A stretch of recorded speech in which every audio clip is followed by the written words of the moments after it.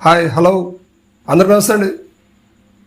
దేశంలో హాట్ టాపిక్గా మారినటువంటి విషయం రాహుల్ గాంధీ గారి పెళ్లి విషయం గురించి. ఇప్పుడు ఇది బాగా సోషల్ మీడియాలో బాగా సర్క్యులేట్ అవుతుంది. దేశవ్యాప్తంగానే కాదు, ప్రపంచ దేశాలు మొత్తం కూడా కాంగ్రెస్ పార్టీకి సంబంధించినటువంటి రాహుల్ గాంధీ గారి పెళ్లి విషయం గురించే చర్చించుకుంటున్నారు.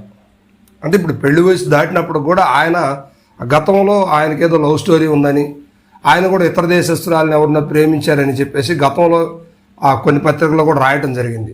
సో దానివల్ల వారి తల్లిగారైన, అంటే రాజీవ్ గాంధీ భార్య గారైనటువంటి సోనియా గాంధీ గారు కూడా ఇటలీని కాబట్టి ఆమె విదేశీయురాలని చెప్పేసి నాటి పరిస్థితుల్లో ఆమె మీద దేశవ్యాప్తంగా కూడా మీడియా కావచ్చు అన్నీ కూడా ఆమెను విదేశీయురాలని చెప్పేసి చెప్పడం జరిగింది. సో అందుకే అప్పట్లో ప్రధాని మన్మోహన్ సింగ్ గారిని కూడా ప్రధానిగా చేయడం జరిగింది. సోనియా గాంధీ పార్టీ అధ్యక్షురాలుగా మాత్రమే ఉన్నారన్నమాట.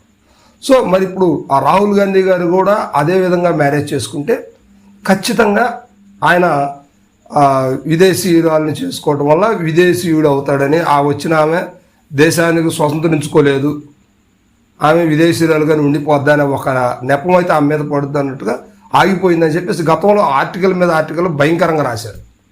సో ఇప్పుడు అదంతా కూడా ముగిసిపోయింది. ఇప్పుడు ఆయన వయసు కూడా 45 నుంచి 50 సంవత్సరాల దాకా ఉన్న పరిస్థితులు.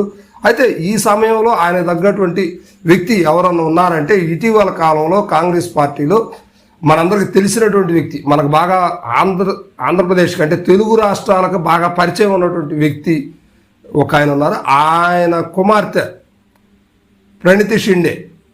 ఈమె 3 సార్లు ఎంపీగా పనిచేశారు, ప్రస్తుతం కాంగ్రెస్ పార్టీలో గెలిచున్నారు.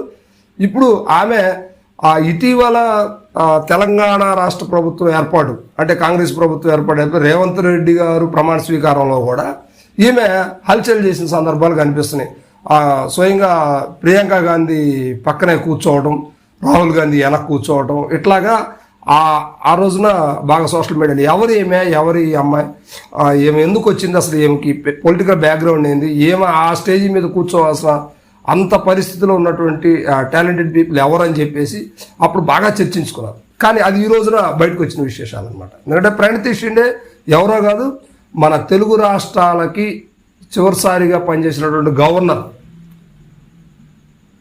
అందరికీ తెలుసు కదా, తెలుగు రాష్ట్రాలకి పనిచేసినటువంటి గవర్నర్ షిండే గారు, ఆయన కుమార్తె ప్రణితి షిండే. సో ఈయన మహారాష్ట్ర ముఖ్యమంత్రిగా చేశారు, ఎంపీగా కూడా 3-4 సార్లు ఎంపీగా చేసి కేంద్ర మంత్రిగా కూడా పనిచేసినటువంటి అనుభవం ఉన్నటువంటి వ్యక్తి సుశీల్ కుమార్ షిండే గారు.